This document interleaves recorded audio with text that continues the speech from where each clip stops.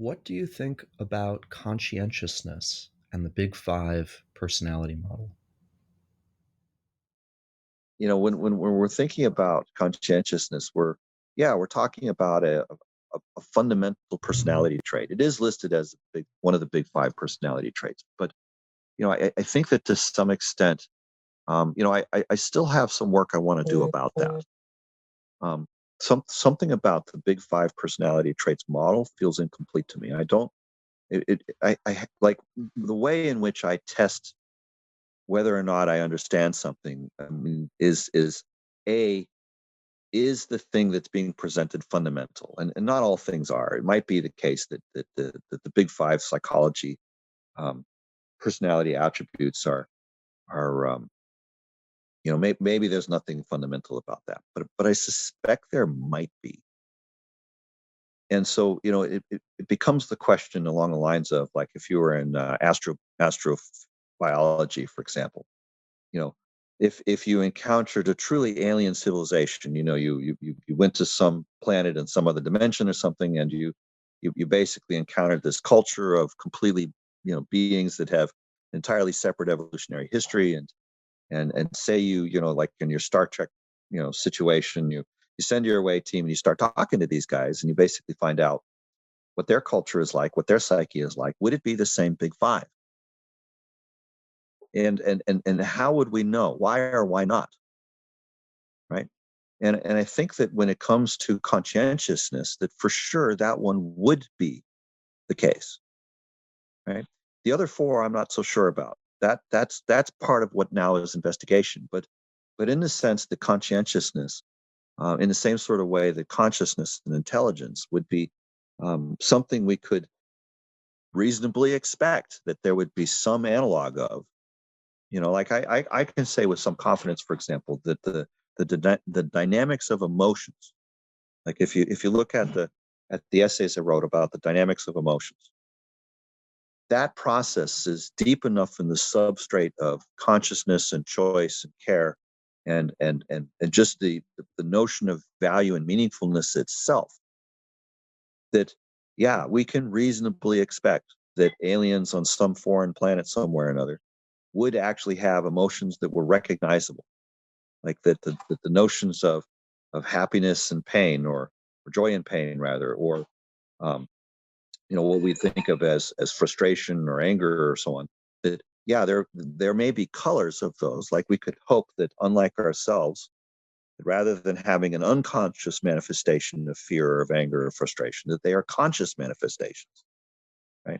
In that sense, anger doesn't look like anger the way we think of it. It looks more like passion. But the notion here is that we can reasonably expect or make certain hypotheses that things that are fundamental will show up in every domain of representation. And so in this sense, when I look at the big five personality model, I'm sort of testing it in this way.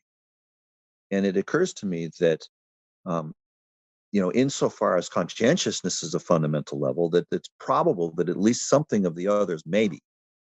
But now that's something to examine. That's now a hypothesis that can be applied. And in this particular case, this is work I just haven't gotten around to yet, but it would effectively be something along the lines of: is there a reification of the Big Five model in terms of the axioms and the modalities, particularly the modalities?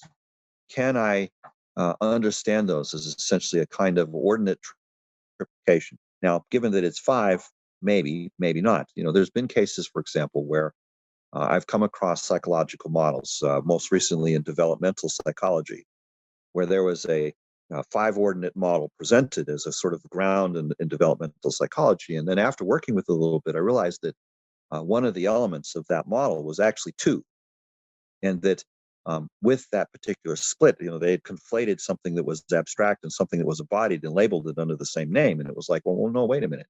There's the abstract part of it and the embodied part of it, and they are distinct, and they may be coupled frequently, but that's actually a moral bias and doesn't actually come from the layer of foundation. So now we have a six element model.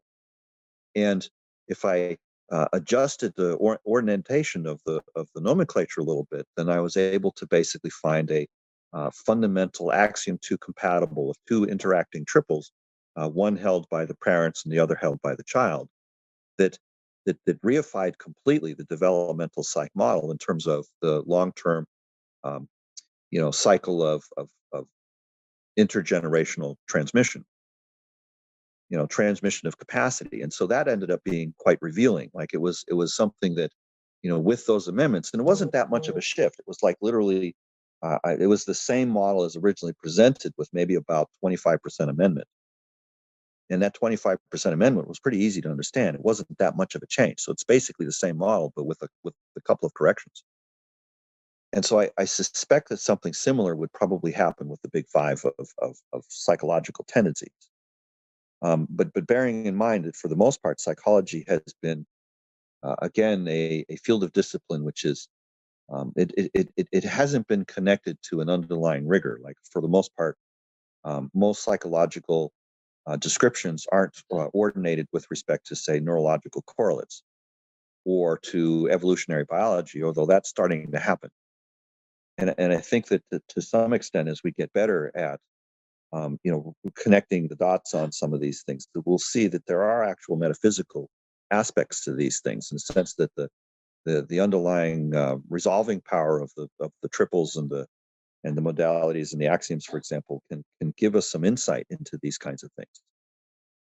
For the nature of conscientiousness in particular, it sort of does. Like if you look at the way in which I was talking about the nature of trust, I think it was the meeting before last, or maybe 3 meetings ago, where I was basically saying, trust is oriented to, deep connection to self, deep connection to world, and deep connection to other.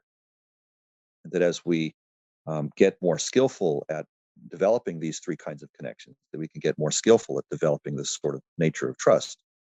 And the reason I bring that up in this particular context is that when we're thinking about conscientiousness, it's a bit like, we're like when I'm trying to be conscientious of another person, I'm thinking about their inner experience. I'm thinking about what's going on between them and the world, and what's going on between them and other people.